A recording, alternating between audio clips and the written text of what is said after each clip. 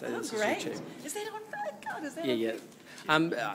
I wanted to ask some deeper questions. Yeah, good on you. Because they weren't asked today, actually, but that's okay. Yep, and the deeper questions was a beautiful cloak, and they were talking about monarchy, because at the end of the day, the river head of this is from a Crown perspective. So my question is, do you see the delamination of, in that sense, or the superseding or the challenge to Queen Elizabeth with regards to self-determination, rangatiratanga, coming through this process, because it is quite a lightning rod issue? Yes, I think that's, I believe that that's always in the background now for Māori.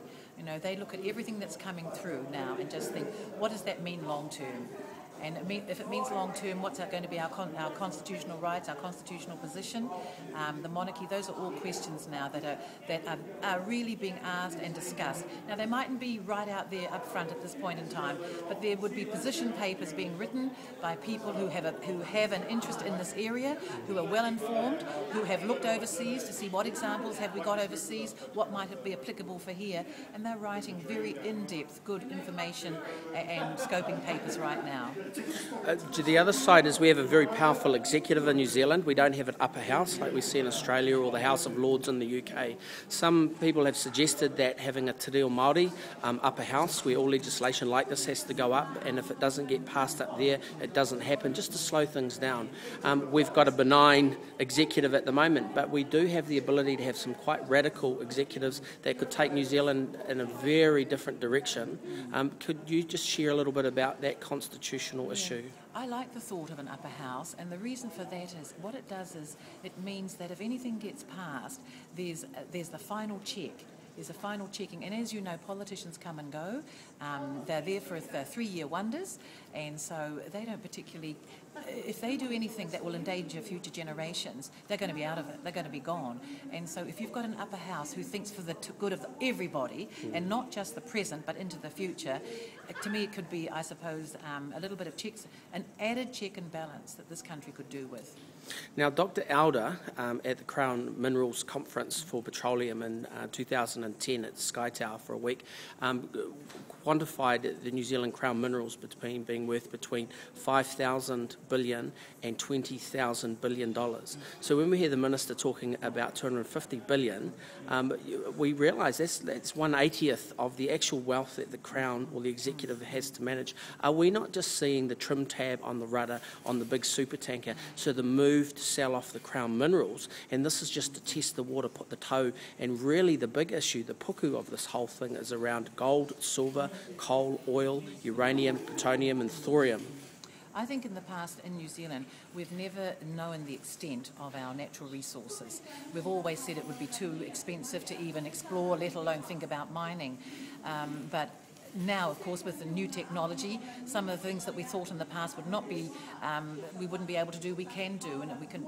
So, and there are people, offshore investors, looking to New Zealand, and so I'm quite convinced that now the scoping is actually being done in New Zealand to see what is likely to be the extent, and how do we move to extracting the minerals and the natural resources from New Zealand for the benefit, probably, of the world, not necessarily of New Zealand, because as you know, in other countries, really the benefit does not come back to the people of the land who actually have given the resources. So, but, the Minister had one other, he was very commenting about water's not owned, and he used an analogy of air.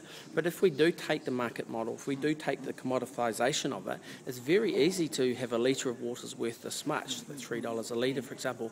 So what if we did take the step and said, no, let's commodify this, let's look at the treaty, it does talk about the waters and the air, and that then becomes this side of the treaty partner, let's negotiate with the Crown, because without water, those dams are just a big concrete block.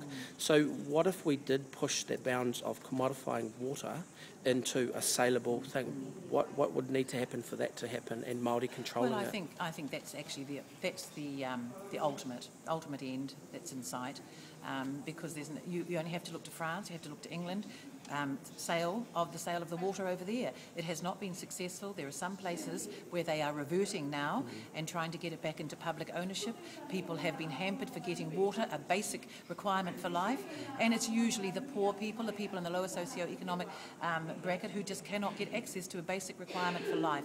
So it has not been overly successful. What the government and what others will point to is the successes. They won't point to where it actually has not been successful. But I have no doubt that this is the start of the commoditisation of a natural resource, and water's the first of them.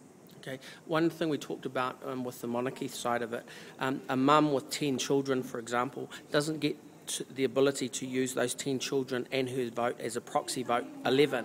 We have a lot of elderly white European women in old folks' homes from 65 onwards, which outlive tangata whenua and get huge social welfare support, health support. So the question around the lid not being on straight with regards to the young ones going hungry, 250,000 in New Zealand, and the elderly getting a bigger slice of the pie, this is an issue that this wealth that we're talking about, the selling of the assets, how do you see that issue being addressed? Because if young people feel disenfranchised from this and they hear their elderly speaking in derogatory terms of the treaty and the Crown, through the honourability of the Crown's part, where do they go? What can they do? Well, I suppose, and I think you are right. I think I am on the health board. I'm an elected member of the Lakes District Health Board. There is only so much health dollar to go around. The majority of the health dollar goes to people 55 years plus, and yet the health needs of the young, and of course also our young parents, seem to be at this point in time not the priority. We need to reverse that. But I do think that we do have to look at, this is a long-term solution, but we do have to look at how we can address some of those anomalies and obviously work and jobs, and that is one thing. But actually, I think it all comes down to leadership as well. Okay. Now today, with this little iPhone, we were able to go around. This is on YouTube, and it's going to interact with Google, bits and pieces like that. And so the Meri is the new iPhone, and I just wanted to make that point that the traditional media, which doesn't actually interact with our young, but our cell phones allow them to have that. So hopefully what you've said today is something which will echo for the next 100 years on YouTube. Well, I'd like our young people to understand that the future of this country is dependent on them. Now, they might not realise it, nobody might be telling them that, but it does.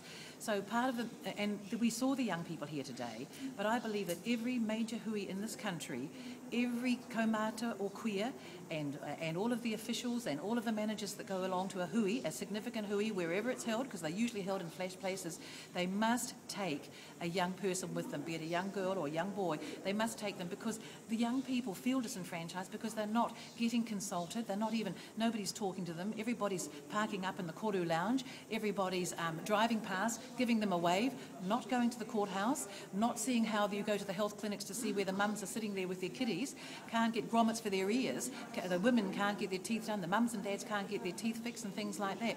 So, if I was the young people today, I would seize the day and I would say to them, my expectation of leadership is that you will carve out a place for me and not let me bloody be on my knees waiting for somebody to pat me on the head. The young people deserve more than that, and actually it is our leadership that clearly needs to understand that we can help them wherever they are right now. We have to send a clear message to our young people that you will be significant to the future of this country. What are your needs? How can we support you? And they've got to talk to them, and they've got to talk to them where they are, not just, hopefully they'll rock up to the marae sometimes. A lot of our people won't go to the marae. Why would you want to go to a marae if the marae has never cared for you and nurtured you so far?